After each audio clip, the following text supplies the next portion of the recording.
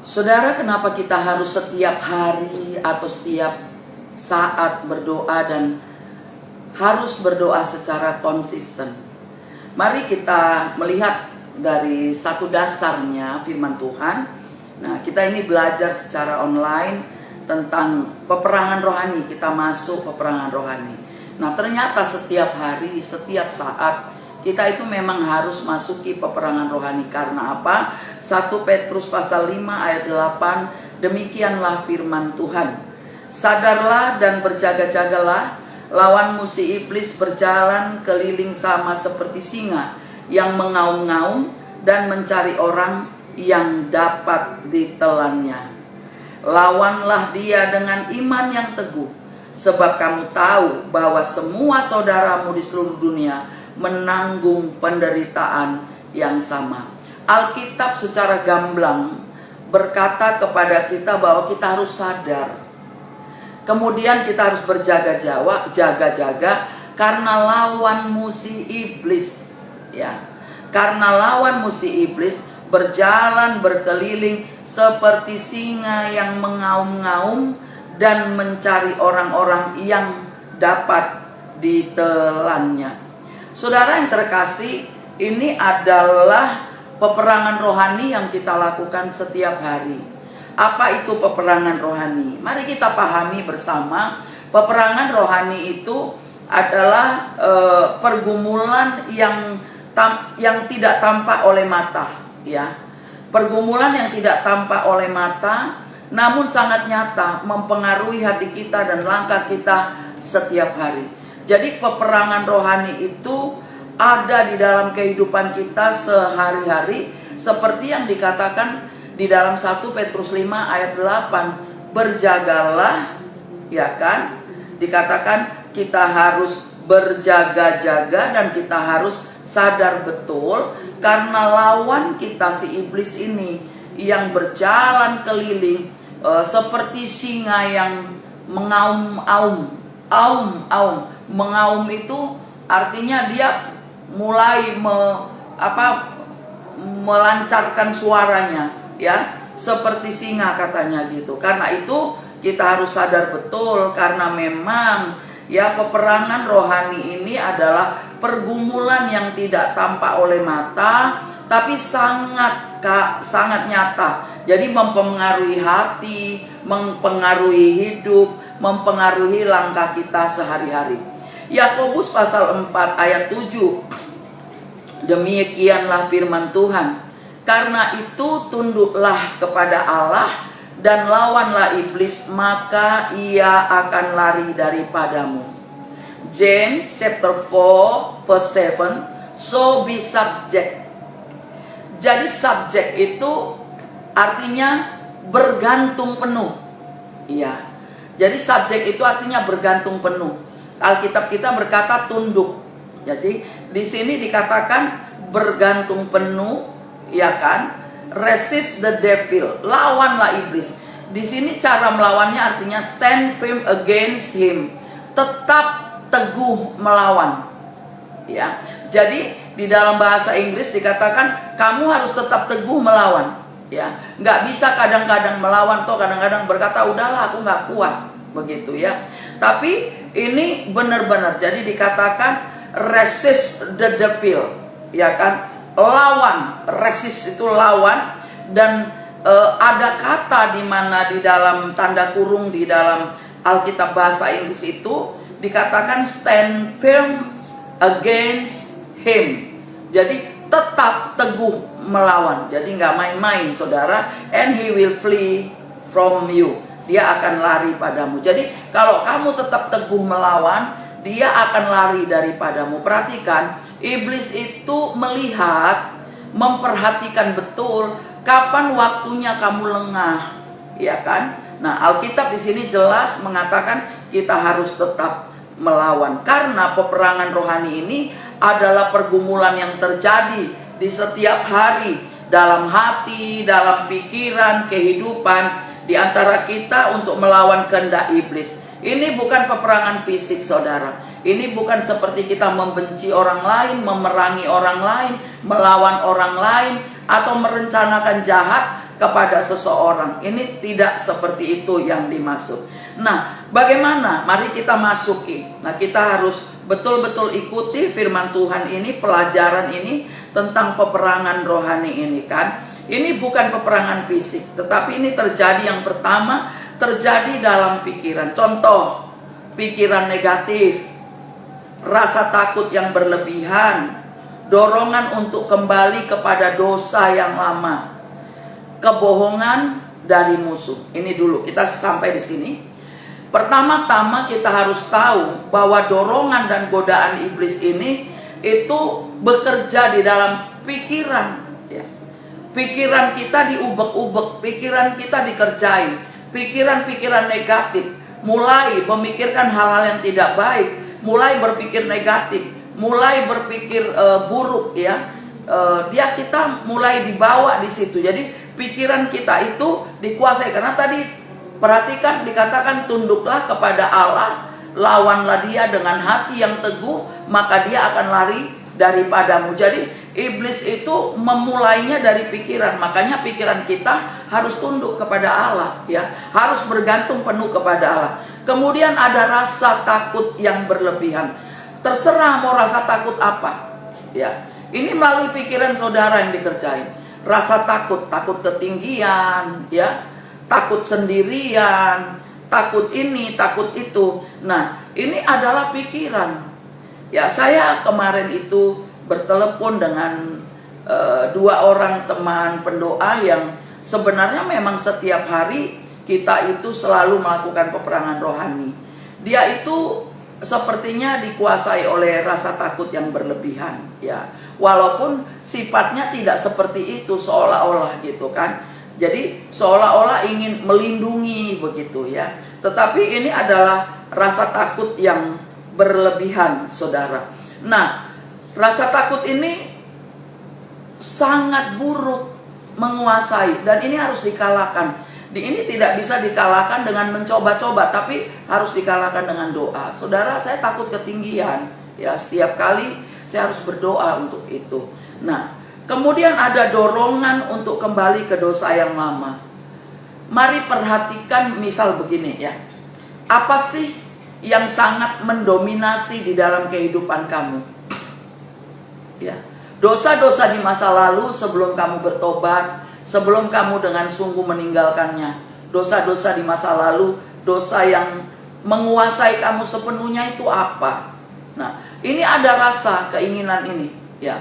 Ini pikiran kita main untuk terus merasa bahwa ini harus saya lakukan ya. Mungkin kebohongan-kebohongan ya, mungkin kebiasaan-kebiasaan buruk yang sebenarnya tadi sudah ditinggalkan, sudah dicampakkan. Kita menerima kehidupan yang baru, sudah mengalami hidup baru bersama dengan Tuhan.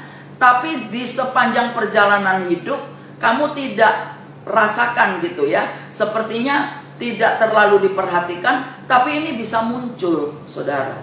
Nah, ini bermain di pikiran. Karena itu di dalam 2 Korintus 10 ayat 4 sampai 5, saudara nanti bisa perhatikan di sini. 2 Korintus 10 ayat 4 sampai 5. Karena senjata kami dalam perjuangan bukanlah senjata duniawi, melainkan senjata yang diperlengkapi dengan kuasa Allah yang sanggup untuk meruntuhkan benteng-benteng. Kami mematahkan setiap siasat orang dan merubuhkan setiap kubu yang dibangun oleh keangkuhan manusia untuk menentang pengenalan akan Allah.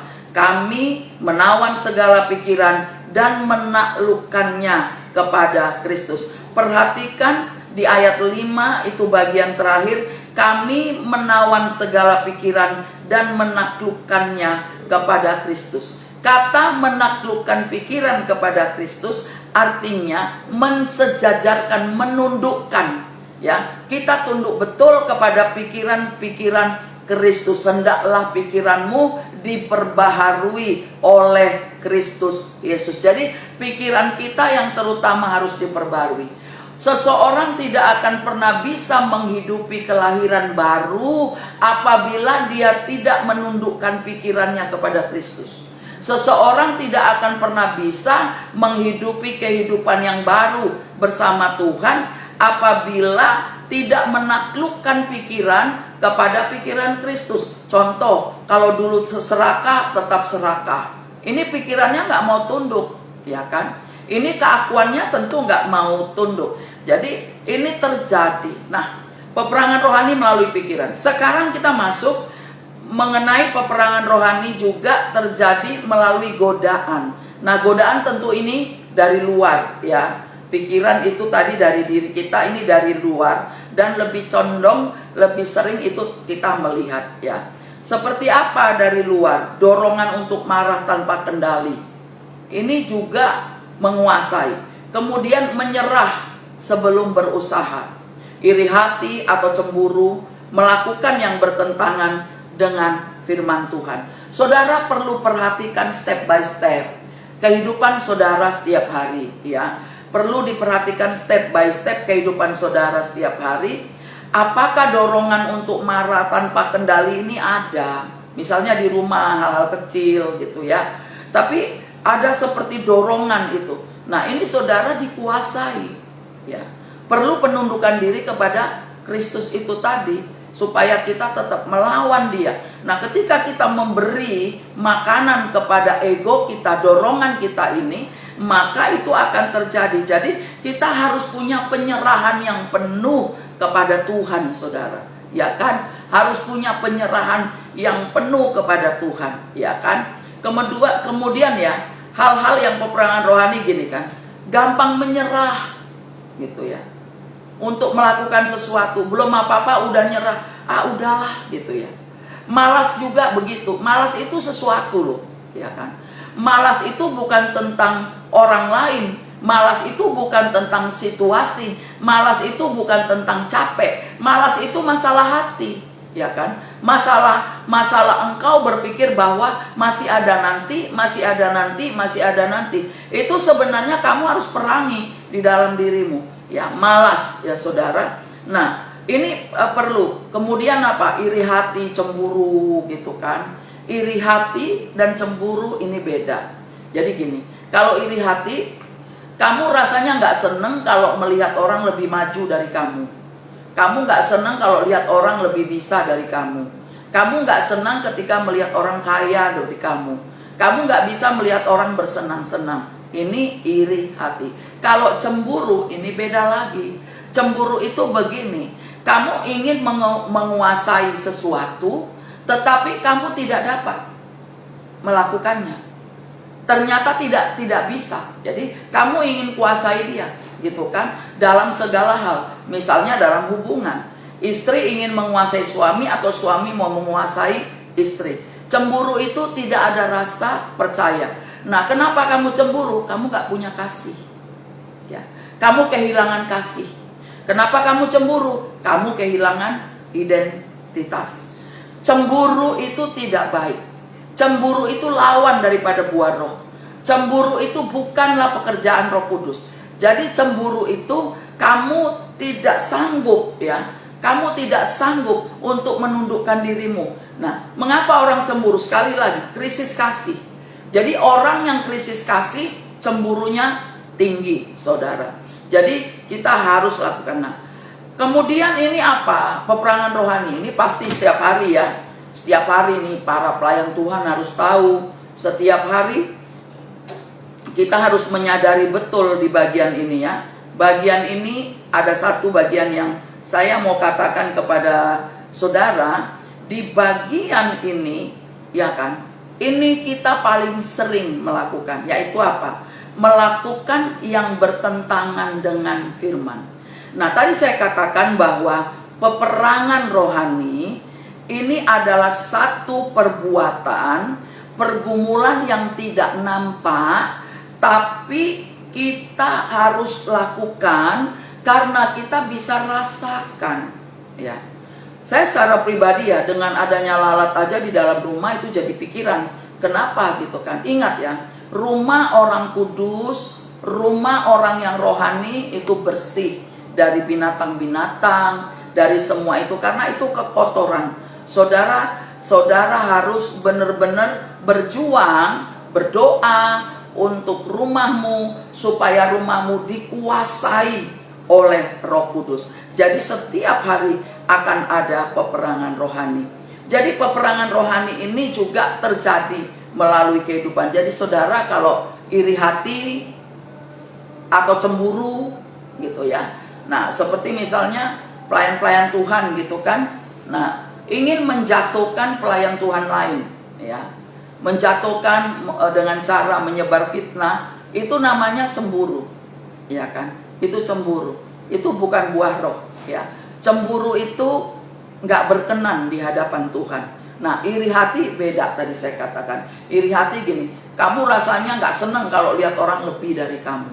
Jadi kalau cemburu itu cenderung kepada satu penguasaan, ingin berkuasa. Kalau iri hati itu rasa tidak suka, rasa tidak rela, begitu. Nah, saudara, peperangan rohani juga sering terjadi melalui tekanan hidup. Ini jelas ya. Secara ekonomi ini sangat mempengaruhi. Jadi banyak memang orang-orang Kristen kalah di titik ini. Mereka terpaksa kompromi karena satu kebutuhan ya. Mengapa? Karena kurang percaya kepada Tuhan dan tidak bersandar. Perhatikan tadi di Yakobus 4 ya kan. Jadi tunduklah kepada Allah dan lawanlah iblis, maka dia akan lari daripadamu. Ini tadi pertama yang saya buka. Jadi tunduklah. Nah, sedangkan di dalam bahasa Inggrisnya James chapter 4 verse 7 dikatakan so be subject. Jadi di sini kata tunduk yang dimaksud adalah bergantung penuh. Ya, bergantung penuh, subject to God, resist the devil. Kalau kamu sudah bergantung sepenuhnya, bergantung, berpegang ya, mengandalkan Tuhan sepenuhnya, kamu bisa bertahan terus untuk tetap resist, untuk tetap melawan kekuatan musuh itu. Jadi maka iblis itu akan lari daripadamu ya, and he will flee from you. Ini jelas. Jadi saudara, kuncinya adalah kita bergantung penuh kepada Tuhan. Jadi peperangan rohani ini sering terjadi melalui tekanan hidup itu tadi. Kalau kita kurang bergantung penuh kepada Tuhan, maka pergumulan-pergumulan dalam keluarga yang kecil ini tadi, ini akan menjadi besar gitu ya. Luka hati yang belum pulih, nah ini bahaya. Saudara bayangkan ketika luka saudara belum pulih, tapi saudara disuruh perang. Atau saudara melakukan pekerjaan, ketika tangan saya keiris pisau aja telunjuknya, itu tapi tetap kerja, ini rasa sakit. Maka pekerjaan kita itu nggak akan bisa tuntas dengan sempurna. Kita nggak bisa fokus. Jadi orang yang luka hati, penuh kekecewaan, penuh kecemasan, ini akan menjadi satu tumpukan ya, menjadi menumpuk dalam satu perasaan di mana kamu akan merasa tidak berharga. Maka anak-anak yang kecewa, anak-anak yang luka hati, ini cenderung mereka tidak pede, ya kan? Mereka cenderung merasa tidak berharga. Ada sesuatu yang hilang dari dalam dirinya. Maka firman Tuhan berkata kasih itu adalah segalanya. Jadi kasih itu penting bagi setiap kita. Nah, keadaan inilah ya, seperti luka hati, kecewa, marah, cemas, ini keadaan yang bisa dijadikan oleh iblis, musuh kita itu, untuk menjauhkan kita dari Tuhan. Maka saudara, penting sekali kita menjaga hati dan perasaan kita. Alkitab dengan tegas, kenapa Alkitab bilang bahwa jagalah hatimu dengan segala kewaspadaan, karena dari situ terpancar kehidupan. Saudara, menjaga hati itu penting, sebab hati kita inilah ya, apa yang ada dalam hati ini, inilah yang akan terpancar, inilah yang akan kita lakukan. Karena itu peperangan rohani bukanlah melawan manusia, tetapi ada kuasa di balik semua itu. Ada kuasa untuk menjatuhkan kamu, ada kuasa untuk melemahkan kamu, ada kuasa untuk membuat kamu tidak berdoa, ada kuasa. Jadi kamu malas berdoa itu bukan berarti itu sesuatu keadaan yang santai. Itu peperangan roh yang kamu harus lawan. Selain kamu harus berdoa melawannya, kamu juga harus tetap berdoa. Untuk bangun pagi itu juga merupakan peperangan rohani, sebab jarang orang bisa bangun pagi. Nah saudara, karena itu di 1 Petrus 5 tadi dikatakan di ayat 8 sampai 9, sadarlah dan berjaga-jagalah, lawanmu si iblis berjalan keliling sama seperti singa yang mengaum-ngaum dan mencari orang yang dapat ditelannya. Saudara perhatikan, dia tidak kunyah, tapi dia telan. Ya. Dia bisa langsung telan. Kalau mau kunyah itu ada waktu, ya. Tapi ini langsung ditelan. Saudara kalau sudah ditelan, saudara hilang. Makanya ada banyak pelayan-pelayan Tuhan yang tadinya sungguh-sungguh kecewa dikit, misalnya ya, kecewa sama gembala, kecewa sama yang lain, kecewa dengan hamba Tuhan, itu senang iblis. Iblisnya senang dengan orang yang begitu. Kenapa? Karena kamu memang punya alasan untuk itu, dan akhirnya kamu ditelan. Kata ditelan artinya kamu hilang, lenyap sama sekali. Ya, betul-betul nggak mau diajak, mau diapain nggak mau, kamu bertahan. Itu artinya goresan tinta iblis sudah betul-betul mendalam di dalam hati dan kehidupanmu. Jadi kamu harus punya iman yang teguh untuk melawan ini. Jadi bukan melawan saudara, sebab musuh kita adalah iblis, bukan manusia. Mari kita perhatikan di dalam Efesus 6 ayat 12. Efesus 6 ayat 12, karena perjuangan kita bukanlah melawan darah dan daging, tetapi melawan pemerintah-pemerintah, melawan penguasa-penguasa, melawan penghulu-penghulu dunia yang gelap ini, melawan roh-roh jahat di udara.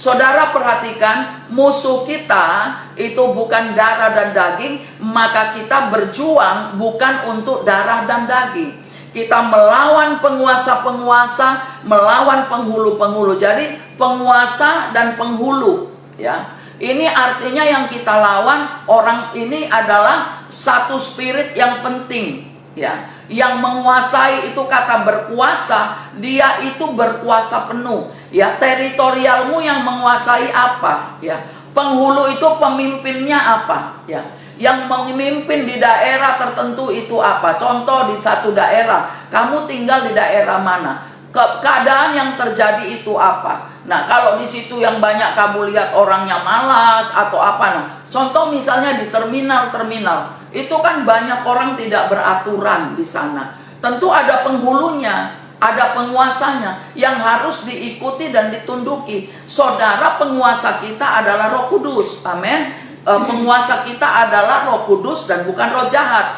Penguasa kita adalah Yesus. Karena itu kita harus tunduk kepada Dia, tunduk kepada firman-Nya. Kita melawan iblis untuk melakukan peperangan rohani.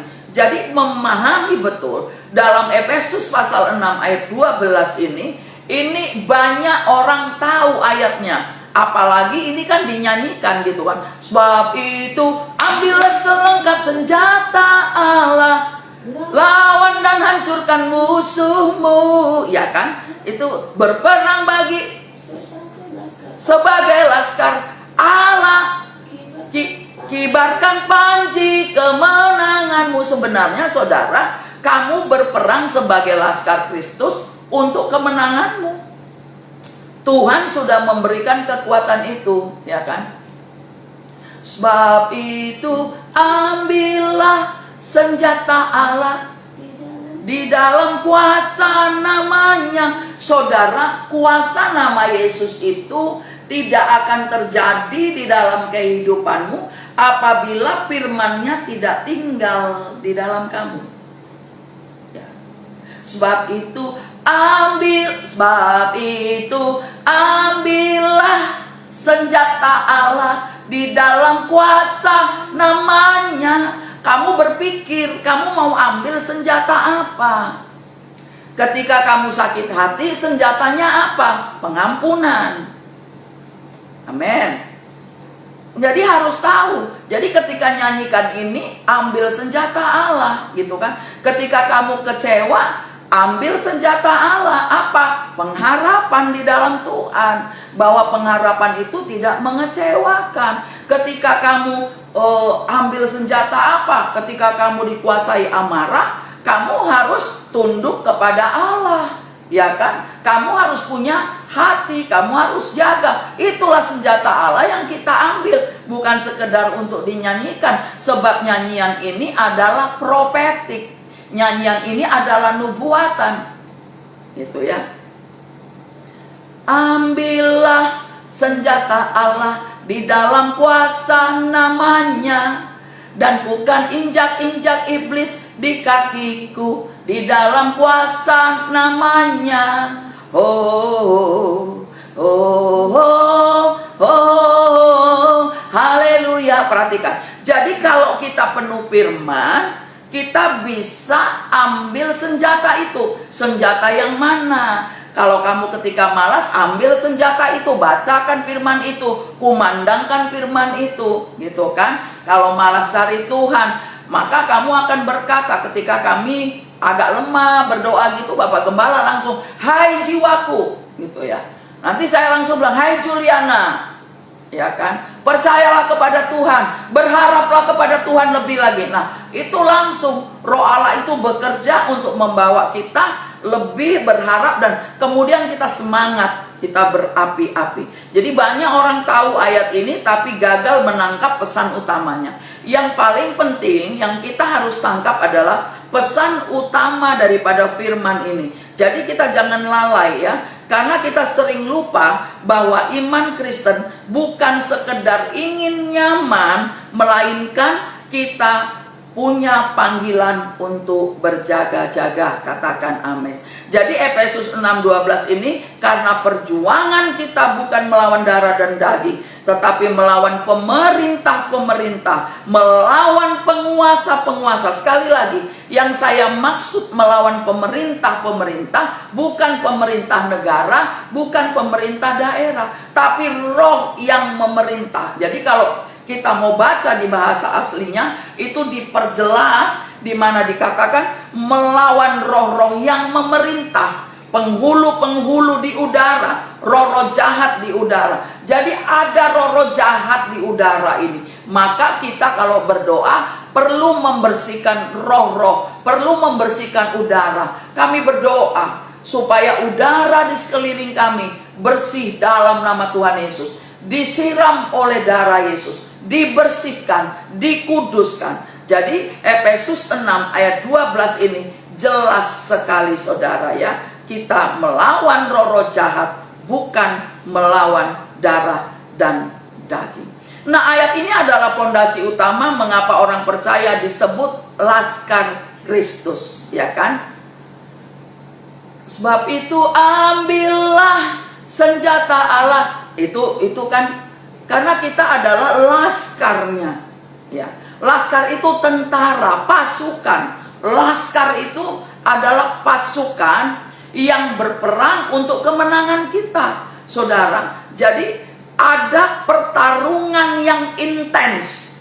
Orang Kristen itu punya pertarungan yang intens. Intens itu artinya terus menerus kamu itu berperang, bertarung, ya kan? Ya bertarung dari melainkan itu berperang betul ya, pergumulan sehari-hari. Tadi saya sudah jelaskan di awal, hati, pikiran, nah, iman dan ketaatan. Jadi kita ini harus miliki ya.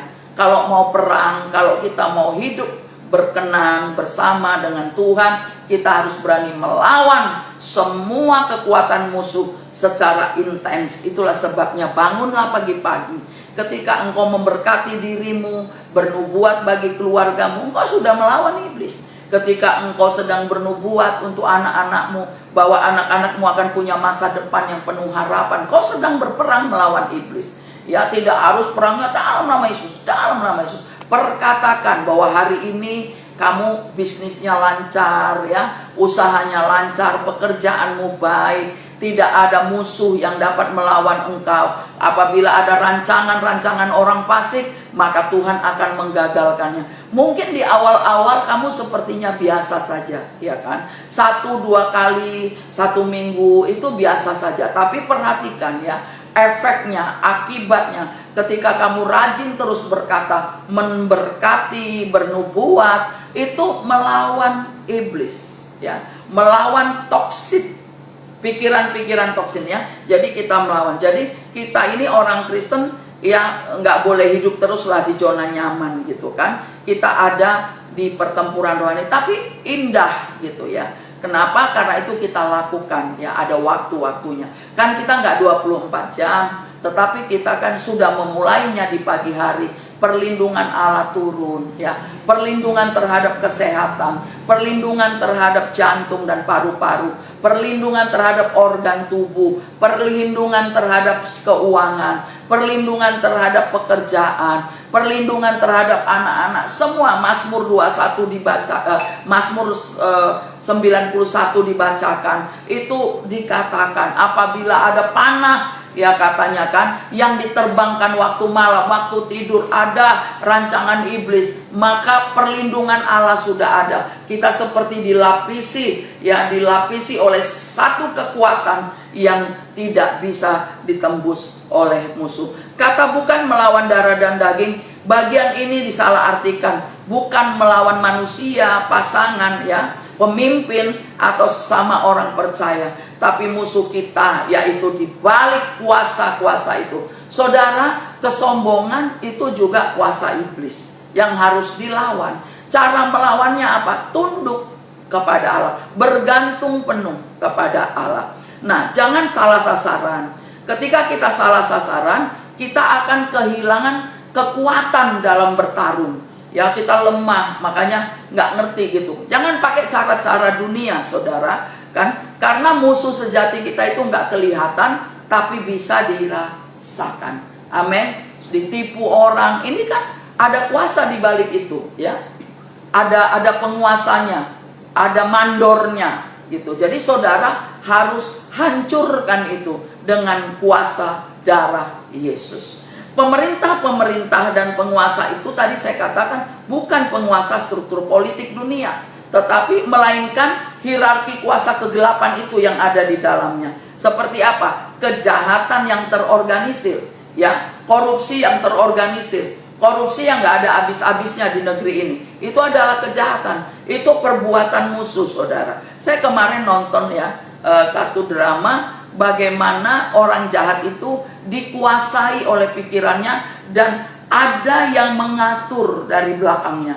Nah, jadi saya bilang, oh beginilah iblis bekerja. Jadi saya mengumpamakan yang nyuruh-nyuruh dia itu, yang bilang kamu bisa begini, lakukan ini, lakukan itu, lakukan ini. Jadi tanpa pikir panjang, ya. Kadangkala si orang tertentu ini yang sedang diatur ini benar-benar sebenarnya dia belajar sih. Kadang-kadang dia mikir, tapi yang ngatur bilang enggak, kamu nanti begini, kamu nanti viral, kamu nanti begitu.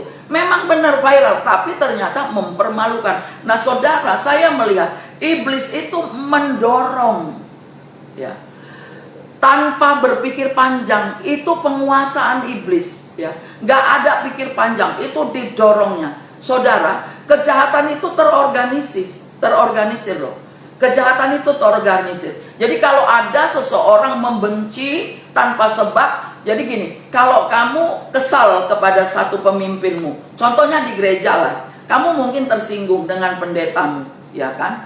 Nah, kamu akan mulai cari cara untuk melawan pendeta ini, tidak face to face, tapi kamu akan mencari teman dan menceritakan kondisimu untuk mencari simpati. Ini terorganisir.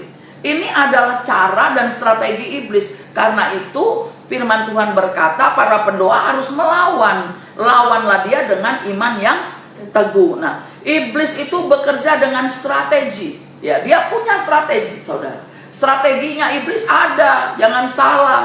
Ya, saudara. Orang Kristen kadang suka sembrono, tapi dia punya strategi.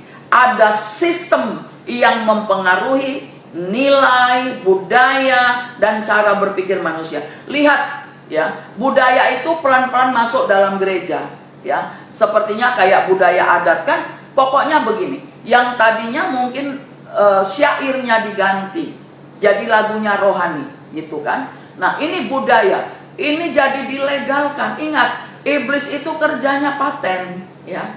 Dia punya hak paten. Dia nggak main-main, saudara. Makanya kita itu tegas betul melawan, ya kan. Di gereja itu diadakan itu, ya. Mulai diadakan, saudara. Ya, saudara bukan saya anti misalnya kayak manortor atau nari yang aneh-aneh gitu kan, yang dunia dijadikan rohani. Ya, silakanlah di luar. Tapi di dalam gereja, di dalam gedung, di dalam perkumpulan orang percaya, ini dilegalkan, ya. Terus orangnya senang begitu kan. Ingat, ini adalah strategi, ya. Dia punya sistem yang mempengaruhi nilai. Jadi iblis itu ada di dalam budaya hidup, dalam cara berpikir manusia. Jadi peperangan rohani bukan tanpa arah loh, melainkan ini terorganisir. Amin. Perhatikan ya, peperangan rohani ini terorganisir. Lihat kalau orang demonstrasi tanpa arah, nggak jelas, ya. Pokoknya ribut, pokoknya rame, pokoknya ada masalah, pokoknya ya aku mau lakukan ini, pokoknya itu. Jadi saudara harus tahu, ya kan, kalau saudara bisa tangkap kejahatan-kejahatan yang terorganisir ini ada penghulunya, ini ada mandornya, ini ada komandonya, ini ada orang di dalam. Saudara jangan mudah terperangkap. Kelihatannya rohani, tapi ketika dia mengatur siasat supaya oh ini begini, oh ini begini, kita hancurin, kita iniin orangnya, kita iniin, kita tangkap, kita bilangin, kita itu. Nah, itu terorganisir, ada pemimpinnya, saudara. Ya, dan ini membutakan mata rohani orang. Makanya pikiran kita harus di dalam penundukan diri penuh kepada firman. Makanya, ya kan? Coba mana Alkitab ya. Makanya ini Alkitab kita itu harus penuh, saudara, di dalam diri kita, gitu kan. Nah, kayak kemarin ya, saya nggak ngerti gitu. Ketika saya baca sesuatu, nggak ngerti gitu kan, nggak ngerti. Tapi kita betul-betul perhatikan. Coba lihat ya, kita mau buka di Mazmur 91 ya. Mazmur 91 kita mau buka ya. Di sini tuh jelas sekali ya, saudara. Mau saya mau lihat, perhatikan ya. Di sini kan dikatakan gini, engkau, di ayatnya yang kelima, engkau tak usah takut terhadap kedahsyatan malam. Engkau tidak usah takut terhadap kedahsyatan malam. Perhatikan, kenapa pemazmur menuliskan bahwa ada kata nggak usah takut kepada kedahsyatan malam. Ya, di sini dikatakan terhadap panah yang terbang di waktu siang. Kedahsyatan malam itu adalah kegelapan. Ya. Hal-hal yang dikerjakan di dalam kegelapan, di dalam tempat tersembunyi, kamu nggak perlu takut. Ini maksud pemazmur, ya kan? Kenapa? Karena kamu harus lihat bahwa orang benar, orang yang sungguh dengan Tuhan, itu dilindungi di bawah kepak sayap. Kamu tahu, kamu pernah lihat ayam, di mana ketika hujan, ya dulu kan waktu saya anak-anak itu, di samping rumah-rumah kami sering banyak sekali serai, ya serai, pohon serai, ya itu sering kali ayam kalau hujan berlindung di situ, terus anak-anaknya ada di bawah gitu. Jadi saudara, ketika kita ada di kepak sayapnya, saudara perhatikan, waktu ayam itu dipanah, anak-anaknya nggak akan kena, dia terlindungin. Nah, saudara, kenapa? Perhatikan, di dalam peperangan rohani itu ada strategi iblis. Makanya kita juga harus punya strategi. Strategi utama kita apa? Kita harus berlindung dulu di bawah kepak sayapnya Tuhan, bergantung penuh, percaya penuh. Ini firman Tuhan harus ada di dalam diri setiap kita. Katakan amin. Jadi dikatakan kamu gak usah takut. Kemudian di ayat 6 ini perhatikan, terhadap penyakit sampar yang berjalan di dalam gelap. Ya. Penyakit yang dari setan itu dipancarkan melalui kegelapan. Ini berbicara tentang kuasa-kuasa lain. Ini berbicara tentang sistem yang mempengaruhi nilai dan budaya. Ya, ini berjalan di situ. Ada sesuatu yang tersembunyi di situ, di baliknya. Saudara harus lihat. Jadi peperangan rohani ini bukan tanpa arah.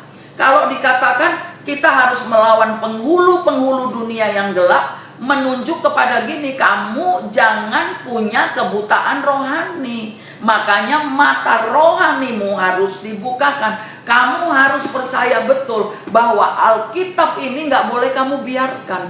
Di sini terletak rahasia kemenangan setiap orang. Amin. Di sini terletak rahasia kemenangan setiap orang. Saudara, penghulu-penghulu yang gelap itu apa? Kebutaan rohani. Dosa yang dinormalisasi. Nggak apa-apalah. Ya, nggak apa-apa. Mabok dikit, minum dikit, nggak apa-apa. Ya kan? Nggak masalah. Nah, saudara hati-hati. Ini pelan-pelan. Ada banyak dosa-dosa yang dinormalisasi. Kalau awalnya kita rasanya bertentangan, marah betul. Tapi perhatikan, ini kelama-kelamaan akan menjadi normal. Artinya biasa dilakukan, ya kan? Mencuri hal-hal kecil gitu kan? Itu normal. Seperti apa? Memutarbalikkan fakta. Perhatikan ya saudara, tidak ada kebenaran di dalam hukum. Ya, tidak ada. Dia harus bibir mulutnya itu ya, harus betul-betul dia berusaha betul membenarkan, ya, membenarkan. Ya, kesalahan-kesalahan yang benar-benar salah. Jadi saudara menyebabkan itu, makanya kalau yang salah bisa benar, ya kan, yang terang bisa ditolak. Gini, saya mau katakan pada saudara, saudara jangan saudara pikir ketika saudara dengan kekuatan, dengan uang, dengan kekuasaan bisa ngejeblosin orang misalnya. Jangan saudara pikir saudara udah benar. Kalau saudara punya hati nurani, saudara punya Tuhan, saudara harus ke firman dulu. Ke firman. Perhatiin. Karena setiap kali apa yang saudara tabur, itu tuai. Nah, ketika saudara ingin melawan seseorang, atau ingin menjatuhkan seseorang, saudara harus pikirkan dulu keturunanmu. Pikirkan anak-anakmu. Memang kepuasan sesaat kau dapat, kau hebat. Tapi ingat, di balik semua itu akan ada satu penguasaan yang lain terhadap keturunanmu yang kamu nanti satu waktu tidak akan pernah bisa lepaskan.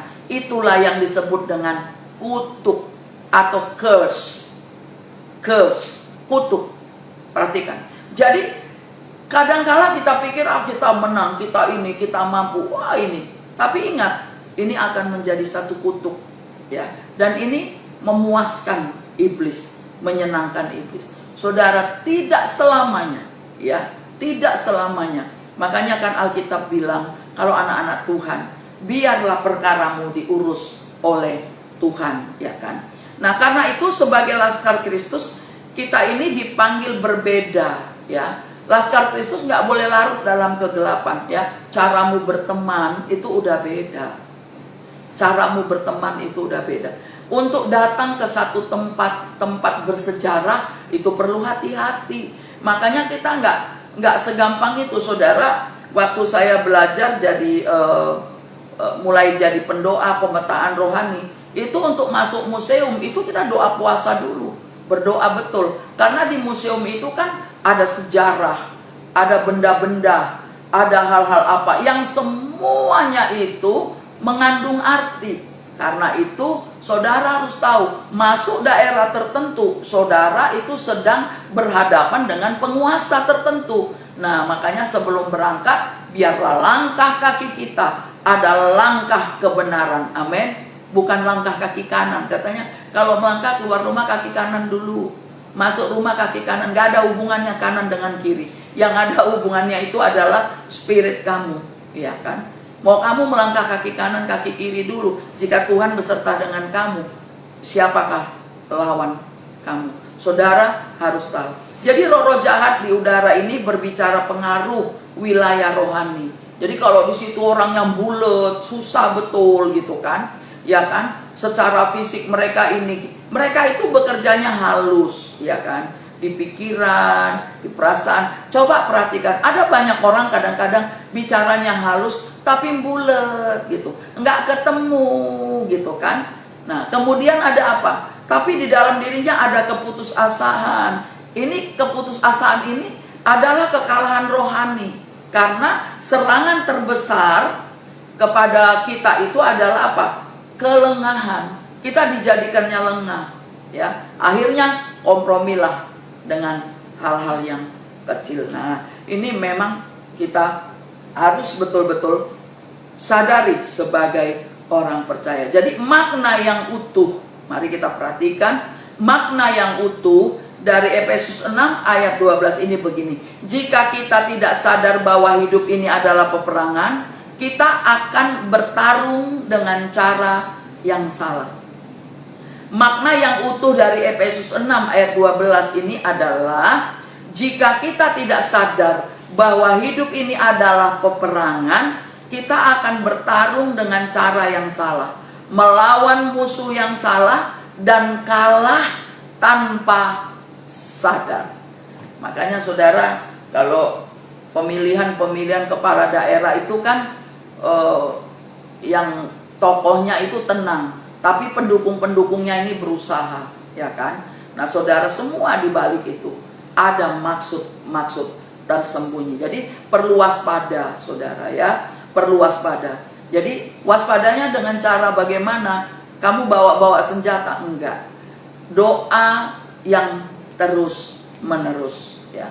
Oleh karena itu kamu perlu dipenuhi Roh Kudus, ya. Kamu perlu, tanda awalnya apa? Ketika sendirian, ketika doa itu tidak dapat kita katakan dengan kata-kata kita sehari-hari secara manusia, berdoalah di dalam roh dengan tak putus-putus. Terus kemudian kita memang harus rela menderita. Jadi ketergantungan kita penuh pada Tuhan ini, secara fisik rasanya kita menderita, kan harus bangun pagi, harus berdoa, baca firman, harus bersiap, saudara. Saya 4:30, ya kan, mulai ya bersihkan diri, ya kan, mulai pakai pakaian, mulai ini. Nah, saudara, jadi ketergantungan penuh pada Tuhan itu kita membuat kita tidak takut. Amin, saudara. Amin. Jadi kita betul-betul punya senjata yang kuat untuk melawan tipu muslihat iblis. Kan pujian itu berkata untuk melawan tipu muslihat iblis. Jadi sebagai laskar Kristus kita dipanggil berjaga, berdoa, berdiri teguh dalam kemenangan yang telah disediakan. Sekali lagi saya katakan, sebagai laskar Kristus kita dipanggil untuk berjaga-jaga. 1 Petrus 5 ayat 8, ya, berjaga, ya, berdoa dan berdiri teguh, ya. Yakobus 4 jelas tadi kan, berdirilah teguh. Dan kemudian ketika kita melawan, kita akan dapat kemenangan yang gilang gemilang. Nah, saudara, kalau masih kuat dan masih belum terburu-buru, saya mau teruskan sedikit. Mengapa kita harus berdoa terus menerus? Ya. Mengapa kita harus berdoa terus menerus? Catatan saya itu begini secara pribadi. Karena iblis tidak bisa, sebenarnya iblis tidak bisa menghentikan jawaban doa. Kenapa kamu harus berdoa secara terus menerus? Karena iblis tidak bisa menghentikan jawaban doa, tapi iblis dapat menghalangi atau menghentikan kamu supaya kamu tidak berdoa. Makanya dia lawan. Kamu harus lawan dia dengan teguh. Sekali lagi saya katakan, mengapa kita harus berdoa terus menerus? Iblis gak punya kuasa untuk menghentikan jawaban doa. Tapi iblis bisa menghalangi kamu, menghentikan kamu supaya kamu tidak berdoa. Dengan berbagai cara. Saudara, saya katakan saya juga pakai handphone. Ya. Saya juga lihat informasi dari handphone. karena memang kita butuhkan media sosial. Tapi perhatikan, iblis itu paling bagus nyusun strategi buat kamu sampai kamu lupa berdoa. Tadinya mau berdoa, buka handphone cari ayat jadi lupa. Saudara jadi scroll. Saudara perhatikan, iblis itu tetap punya strategi. Nah, karena itu hati-hati, lawan dengan keinginan-keinginan itu. Nah ya, jadi iblis gak punya kuasa. Iblis gak senang ya. Kan kita doanya kepada Tuhan ya. Iblis gak punya kuasa, sekali lagi. Hei engkau iblis, tidak punya kuasa untuk menghalangi atau menghentikan jawaban doa dari Tuhan. Tapi iblis itu dapat menghalangi kamu untuk berdoa, supaya kamu tidak berdoa. Bukan supaya kamu tidak dapat jawaban. Bagaimana kamu dapat jawaban, kamu gak berdoa?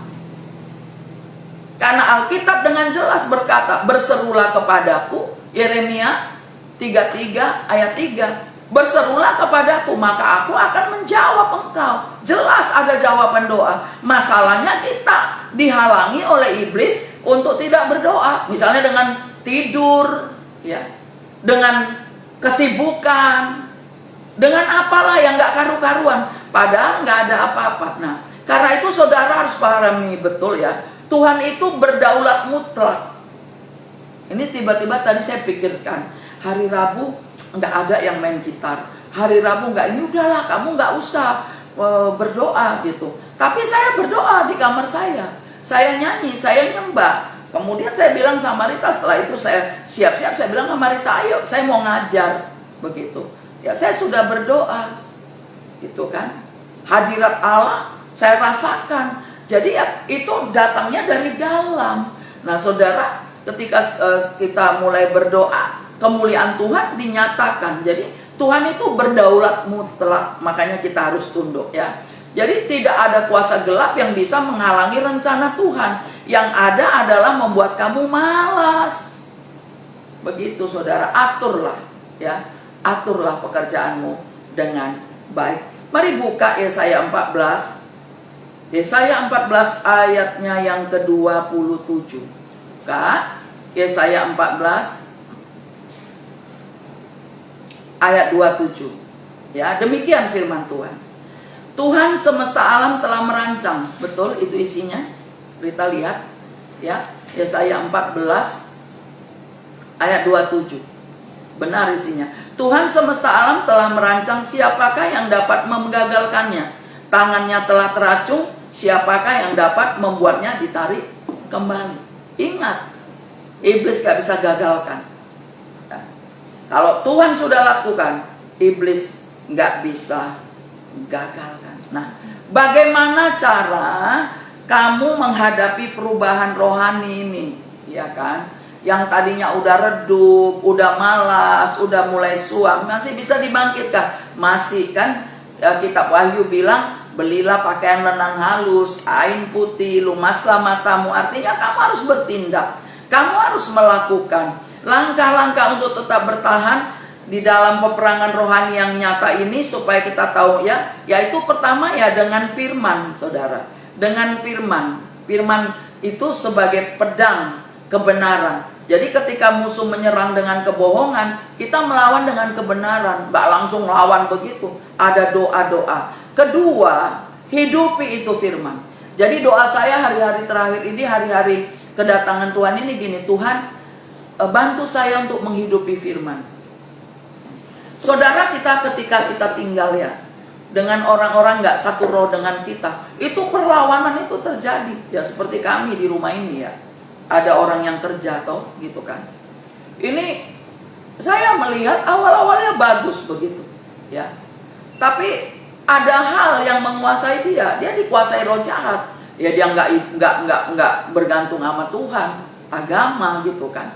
Itu ketahuan gitu. Jadi kita dibuat untuk marah, kita dibuat untuk punya ada satu suasana roh gitu di dalam rumah kita. Nah, kamu jangan kalah. Ini kan rumahmu.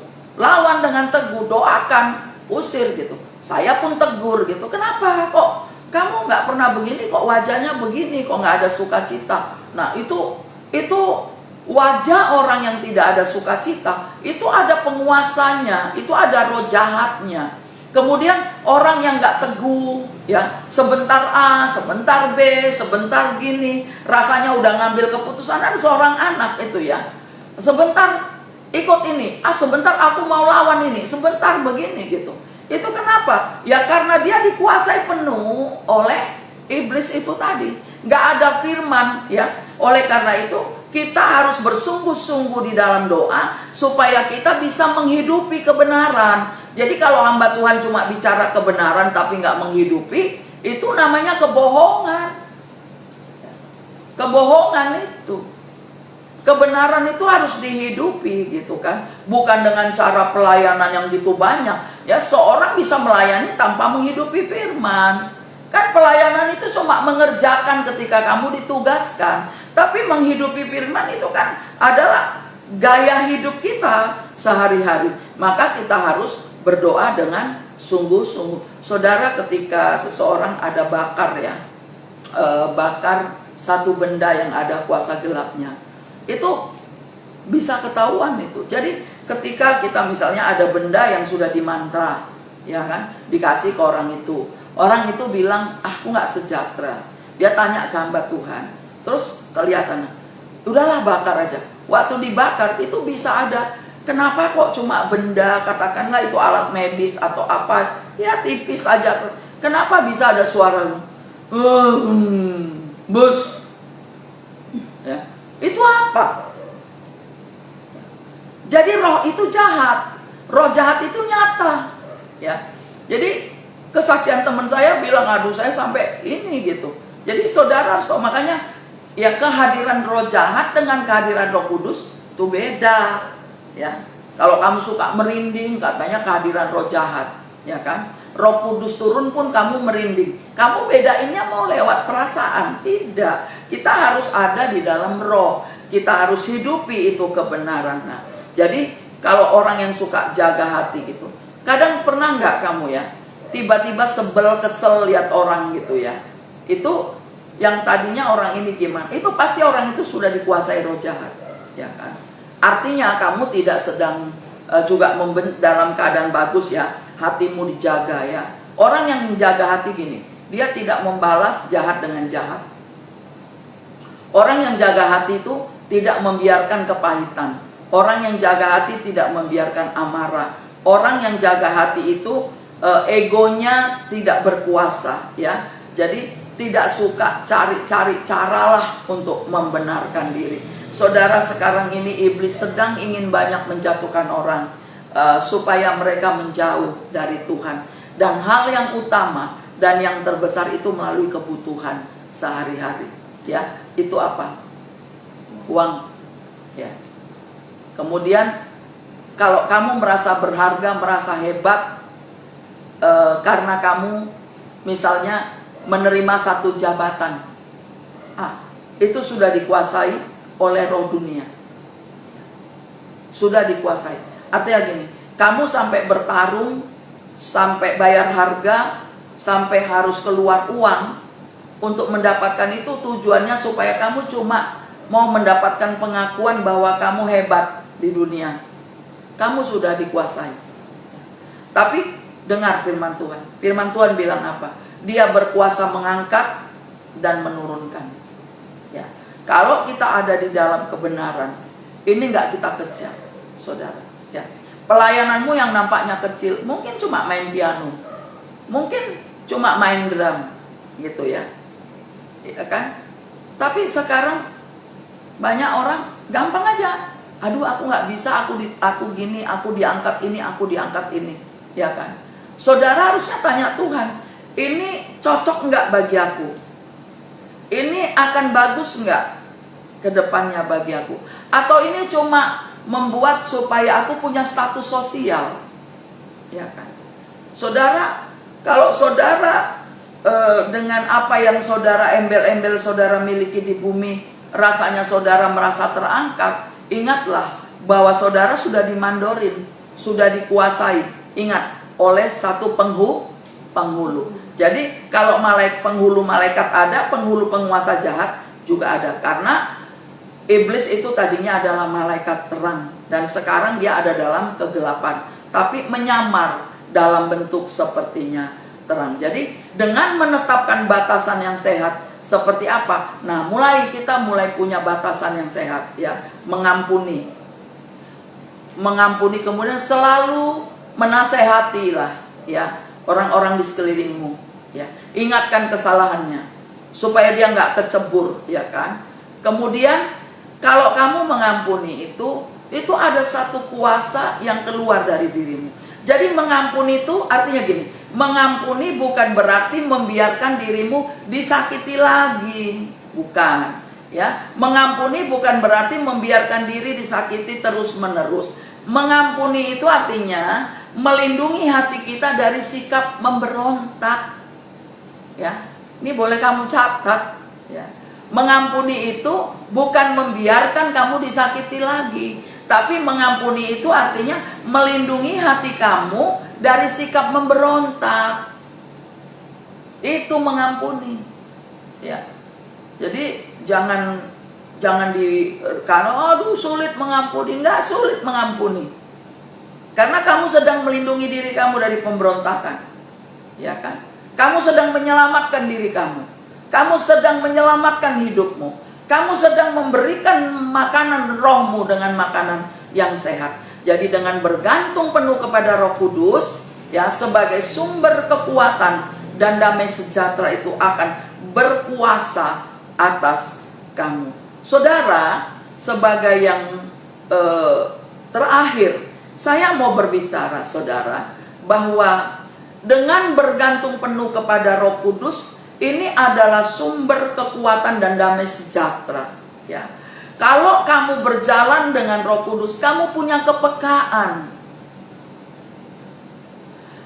Saudara, saya akhir-akhir ini merasakan begini. Ada banyak orang berpikir ketika dia pernah memberi, ketika dia pernah menabur sedikit lebih banyak, dia merasa dia harus dihormati. Dia merasa dia harus dihargai. Sebenarnya nggak ada hubungannya itu. Karena ini adalah karakter. Ya. Sebenarnya kemurahhatian ini karakter Kristus. Ya. Buah roh kebaikan. Begitu ya. Nah, kebaikan ini kan adalah satu sikap jujur. Perhatikan, kebaikan itu adalah satu sikap jujur yang memang ada di dalam hati kita, yang harus kita hidupi dan kita praktekkan tanpa memandang kepada siapa. Terutama saudara lihat betul, tanpa memandang kepada siapa, dan saudara tidak merasa bahwa saudara berjasa dan hebat. Ini saya rasakan. Jadi ada orang-orang tertentu yang pada akhirnya telinganya dibuat tuli gitu dengan hal keperluan-keperluan yang misalnya kalau gereja sedang A, B, C, D mengumumkan gini. Itu kenapa? Karena dia merasa, sudahlah, aku sudah cukup. Saudara harus tahu, di dalam hal seperti ini ketergantungan saudara itu harus dengan Roh Kudus, bukan dengan perasaanmu. Maka hati kita harus tetap dijaga. Jadi keteguhan hati ini ditambah kebenaran firman yang ada di dalam kamu, ini yang bekerja. Saudara, walaupun orang banyak duit, saya juga sering menghindar, ya. Saya belum tentu suka, ya kan? Kenapa? Apalagi kalau udah merasa sudah ini sudah itu, gitu. Ya. Saya menghindar, gitu ya. Dengan cara saya tentu. Ya. Kenapa? Ingat, kebenaran gak bisa dibeli. Ya. Perut saya memang lapar, tapi percayalah, Allahku akan memenuhi segala kebutuhanku, segala keperluanku menurut kekayaan dan kemurahannya. Ini firman. Jadi kalau saya lapar, Tuhan biarkan, Tuhan akan malu, gitu ya. Nah, saudara perhatikan, jadi kapasitas rohanimu itu perlu dalam segala hal, dalam hal menabur, ya. Itu perlu. Jadi kamu nggak perlu memberi itu supaya dibilang, dia ini baik, gitu kan. Ya, berilah dengan kebenaran. Ya. Tuhan itu ngasih kita belas kasihan kok. Nafas yang kita hirup ini Kalau kita bayar oksigennya, kita nggak sanggup. Ya, pernah ada orang sampai ngitung-ngitung begitu, nggak usah lah ngitung-ngitung. Setiap hari, everyday, selalu baru setiap hari. Kemudian kamu bagaimana caranya supaya kamu bebas, ya, dan kamu bisa kuat hidup bersama-sama dengan Tuhan, ya kan? Ada peperangan rohani, ya kan? Kamu pertama itu tadi ketergantungan dengan Roh Kudus, ketergantungan dengan Tuhan.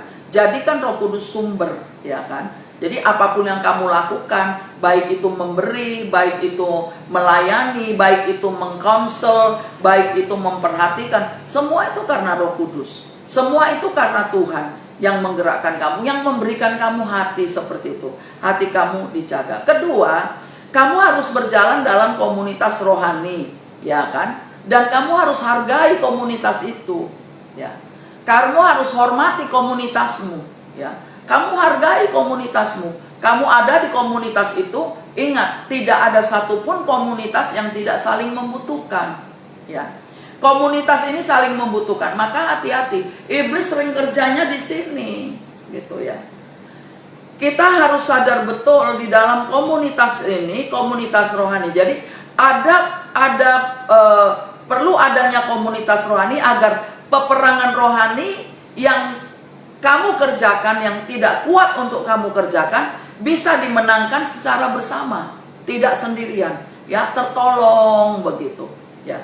Tapi ada banyak orang rasanya setelah tertolong begitu, rasanya itu kayaknya memang ya itu udah haknya dia gitu, ya saudara. Jadi kita perlu menyadari betul. Yang kedua, kamu harus punya sikap suka mendoakan orang lain, ya, suka mendoakan orang lain, ya. Jadi ketika kamu suka berdoa untuk orang lain, di sini ada satu waktu yang terpenuhi. Jadi waktu-waktu itu kamu penuhi betul gitu. Ya. Maaf ya, kadang-kadang saya kalau lihat teman-teman pelayan, ya di mana saja lah tempat-tempat gitu, itu rasanya dia sepertinya yang ini aku cukup, yang ini nggak usah, yang ini nggak usah gitu. Saudara, kegiatan kerohanian itu full gitu ya. Jadi bukan ya hari ini bolehlah, besok enggak lah gitu. Sebenarnya kebanyakan kita kan memberi waktu yang sudah sisa sehingga kamu sudah capek, sudah letih gitu. Makanya firman Tuhan berkata, waktu bangun pagi aku cari wajahmu. Pagi hari itu adalah hal yang paling enak untuk kita datang kepada Tuhan, di mana kekuatan pertama menjadi buah sulung kita. Yang pertama di pagi hari, kita datang mempersembahkan korban, kita datang menyembah Tuhan, kita datang memberi diri, belum dipenuhi hiruk pikuk segala macam bla bla bla bla. Ya. Saya kemarin bersama dengan Rita bilang, yuk kita siapkan bumbu-bumbu untuk besok, supaya ketika besok itu kita bangun tidur tidak terpikir ke sana. Jadi udah dipersiapkan, ya kan? Persiapkan gitu. Mulai dicincang, di apa, semua bisa dipersiapkan, ya kan? Nah, saudara, sambil belajar, ya kan? Sambil ini, sambil itu, saudara. Jadi kita perlu. Nah, di dalam komunitas ini, ya, saudara perlu loh menghormati orang lain. Ya, ini yang sering kali kadang saya, untungnya saya nggak terluka, tapi tersinggung iya gitu.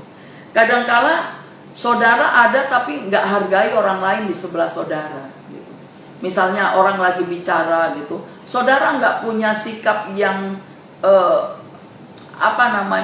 empati gitu, nggak punya sikap itu mendengar gitu kan. Saudara cuek rasanya nggak penting gitu. Kadang-kala saya lihat ada beberapa orang pelayan pengerja, ya, ketika Bapak Gembala khotbah, dia itu keluar gitu. Mungkin memang saudara lebih pintar dari gembala saudara, itu banyak. Kita nggak pungkiri ada banyak jemaat jauh lebih pintar dari gembalanya. Ya, secara teologi mungkin dia lebih paham. Tapi ingat, menghargai orang lain, saudara menghargai Roh Kudus. Ya, ini, nah sering loh saya perhatiin itu. Dan Bapak pernah bilang sama saya, kenapa ya? Kalau saya khotbah orang ini selalu keluar, selalu sibuk dengan handphonenya lah, segala macam. Apalagi kalau udah ibadah malam, kayaknya nggak perlu gitu.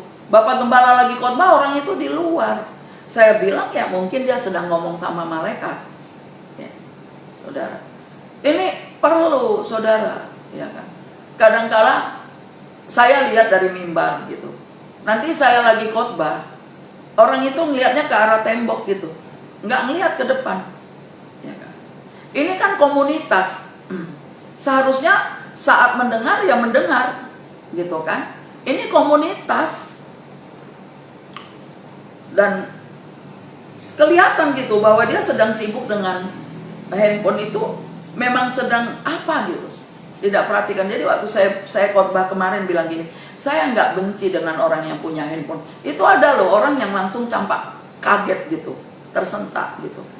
Nah saudara, di dalam komunitas rohani yang sehat itu kita harus saling menopang. Iblis gak bisa kuasai kamu. Gereja yang kuat bukan gereja yang besar. Gereja yang kuat adalah di mana membersnya, jemaat-jemaatnya, para pelayannya, ya, walaupun sedikit, tapi mereka saling menopang.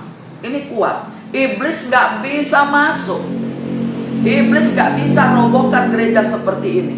Ya, jadi gereja yang besar itu bukan mega church, bukan berapa jumlahnya, tapi pelayan-pelayannya itu benar-benar adalah pelayan-pelayan yang ya betul-betul saling menghargai, saling menghormati. Karena itu menjaga sikap hati yang benar, rendah hati, tenang, setia, mengasihi, percaya, ini penting, saudara.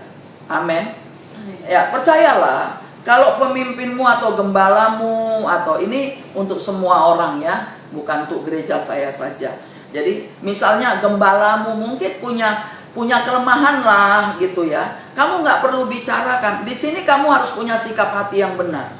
Mungkin temenmu pelayan nggak perlu kamu bicarakan sebenarnya. Nah, jadi sikap hati yang benar ini adalah kerendahan hati, saudara. Jadi peperangan rohanimu tidak akan pernah, perhatikan, peperangan rohanimu tidak akan pernah engkau menangkan jika sikapmu ini masih kamu pelihara, ya, sepele dengan orang lain. Karena peperangan rohani ini nggak kelihatan, ya. Tadi di awal saya katakan, kenapa kita harus terus. Jadi hidup ini adalah peperangan rohani. Jadi perjuangan dalam hidup, ya. 1 Timotius 6 ayat 12. Bertandinglah dalam pertandingan iman yang benar dan rebutlah hidup yang kekal.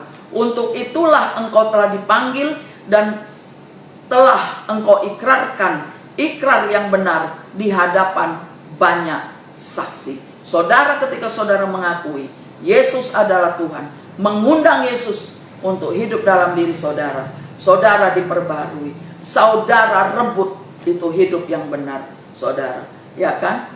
Saudara percaya, maka saudara akan mengalami. Jadi ini peperangan rohani ini adalah perjuangan untuk tetap hidup di dalam kebenaran, ya. Saudara perhatikan dalam satu komunitas tadi itu, menjaga sikap hati yang benar, rendah hati, tenang, setia, mengasihi dan percaya. Saudara, sampai di sini saya akan berdoa untuk kita semua, dan kiranya di dalam peperangan rohani ini, di dalam menghidupi peperangan rohani dan kehidupan bersama Tuhan yang kita kerjakan setiap hari ini, mendatangkan kemenangan setiap hari. Percaya dan lihat dari awal ketika saya pertama sekali menyampaikan firman ini kepada kita semua, saudara harus betul-betul tunduk, ya. Sekali lagi saya mau tegaskan James chapter 4 verse 7. So be subject to God, resist the devil, stand firm against him, and he will flee from you. Jadi kata tunduk itu dikatakan adalah, jadi dalam Yakobus 4 ayat 7, karena itu tunduklah kepada Allah, artinya bergantung penuh kepada Tuhan, tetap teguh melawan iblis, maka dia akan lari daripadamu. Tuhan memberkati. Kita berdoa. Bapa di surga, kami bersyukur untuk firman Tuhan yang kau katakan kepada kami. Sebab peperangan kami bukan melawan darah dan daging. Peperangan kami melawan roh jahat di udara, melawan penghulu-penghulu, penguasa-penguasa. Karena itu Engkau melindungi kami di hari-hari yang jahat ini. Tuhan, berikanlah kepada kami kekuatan untuk kami tetap hidup tunduk kepada Allah, menguasai diri kami dalam segala hal. Kami hidup di dalam kebenaran, dan kebenaran itu akan memerdekakan kami. Kami berdoa untuk setiap orang, Tuhan, baik yang sudah ikut ibadah sekarang maupun untuk diulang kembali. Saya berdoa firman-Mu ini, Tuhan, menjadi kebenaran, dan firman-Mu ini menjadi kekuatan. Tolonglah kami supaya kami rendah hati, bukan rendah diri, tetapi kami rendah hati saling menghargai satu dengan yang lain. Di dalam komunitas rohani, di dalam gereja ada penghormatan satu dengan yang lain, mempercayai satu dengan yang lain. Kami dipenuhi dengan kasih. Berikan kami kasih-Mu, berikan kami hati-Mu, berikan kami tangan-Mu, supaya ketika kami memberi, kami tidak merasa sudah melakukan sesuatu perbuatan besar. Ketika pemberian-pemberian kami berikan, ajar kami bahwa semua yang kami lakukan berasal dari Allah, dan itu datangnya dari Tuhan. Terima kasih Bapa, kami menolak segala yang bukan daripada Tuhan. Pada pagi hari ini aku menolak semua rancangan iblis, semua rancangan si jahat terhadap berkat-berkat Tuhan kepadaku, terhadap berkat-berkat Tuhan yang sudah Tuhan rancangkan kepadaku. Tidak ada satupun kekuatan iblis yang dapat membatalkannya, baik terhadap kesehatan, baik terhadap harta dan kekayaan, baik terhadap firman Allah yang sudah aku punya, di dalam nama Tuhan Yesus. Demikian juga untuk setiap orang. Aku berdoa, Tuhan, tidak ada kekuatan iblis yang merebut lagi. Apa yang sulit didapat, maka Tuhan akan tolong. Tuhan berkati, Tuhan lakukan sesuatu. Aku bernubuat dalam nama Yesus, maka segala roh-roh jahat yang ada di udara, di sekeliling kota kami, kota Gunung Sitoli, sekarang ini dibersihkan, disucikan dengan kuasa darah Yesus. Tidak ada kebohongan, tidak ada zina, tidak ada amarah, tidak ada yang tidak mengasihi. Bahkan kami berdoa tidak ada satu kejahatan pun yang bisa dilancarkan. Aku berdoa dalam nama Tuhan Yesus. Aku percaya sesuai dengan firman Tuhan bahwa iblis tidak punya kekuatan untuk membatalkan jawaban doa, tapi iblis hanya bisa untuk membuat orang malas. Karena itu setiap roh malas yang dilancarkan iblis supaya orang tidak bersekutu dengan Tuhan, supaya orang tidak berdoa pagi hari ini, aku batalkan dalam nama Yesus, mematahkan siasatnya atas semua kebohongan-kebohongannya. Karena itu kami percaya bahwa kami dihargai Tuhan, kami disayang, kami dikasihi, nyawa kami berharga di hadapan Tuhan.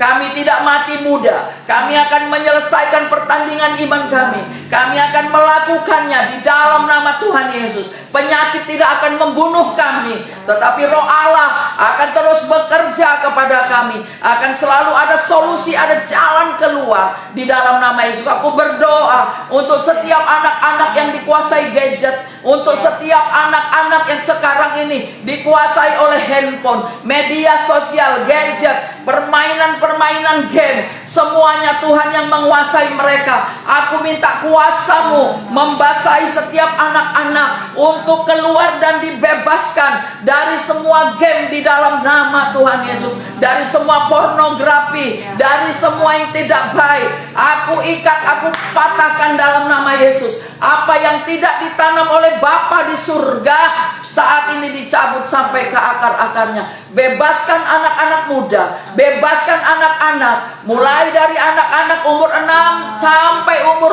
22 tahun, remaja, pemuda, semuanya yang terikat game, yang terikat judi online, yang terikat kuasa kegelapan, semuanya kami patahkan. Ketergantungan kami penuh kepada Tuhan. Tuhan, aku berdoa, selamatkan anak-anak. Aku berdoa, selamatkan mereka semua di dalam nama Tuhan Yesus Kristus. Terima kasih Tuhan, kami percayakan hidup kami, anak-anak kami. Kami berdoa kalau ada anak-anak kecil, anak laki-laki yang meskipun tidak kami sebut namanya, yang sangat tergantung penuh kepada handphonenya, sehingga tidak mandi, tidak makan, bahkan dia rela Tuhan berhari-hari berjam-jam.